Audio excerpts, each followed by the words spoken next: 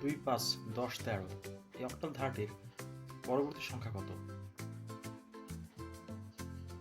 এক্ষেত্রে আমাদের প্রথমেই অক্টাল সংখ্যার ধারাটিকে ডেসিমাল সংখ্যার ধারায় রূপান্তর করতে হবে এবং ডেসিমাল সংখ্যার ধারাটাকেই ধরেই আমাদেরকে পরবর্তীতে অক্টালের ধারাটা আমরা খুঁজে পাবো। সেক্ষেত্রে 2 এবং 5 যে সংখ্যা দুটি আছে এরা ডেসিমেলও একই হবে। তাহলে থাকলো 10 এবং 13।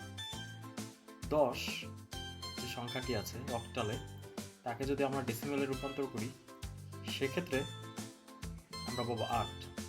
এক্ষেত্রে 8 এর পাওয়ার 0 এবং 1 ধরে ঠিক এই নিয়মে আমরা 10-এর থেকে 8 পাবো এবং ঠিক একই নিয়মে আমরা 13 থেকে 11 পাবো।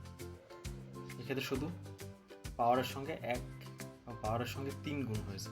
8 পাওয়ার 0 তখন 1 তখন 3। সুতরাং ডেসিমাল ধারাটি হলো 2, 5, 8, 11। এক্ষেত্রে পরবর্তী সংখ্যাটি হবে 14, কারণ ধারাটির প্রতি পদের অন্তর হচ্ছে 3 করে। 2, 5, 8, 11 আমরা এটা পেয়েছি, তাহলে পরবর্তী সংখ্যাটি হবে 14। 2, 5, 8, 11, 14। তো 14 এর অক্টাল কত হয়? 14 এর অক্টাল হয় 16। আমাদেরকে 8 দিয়ে 14কে ভাগ দিতে হবে যতক্ষণ না পর্যন্ত ভাগশেষ 0 আসে।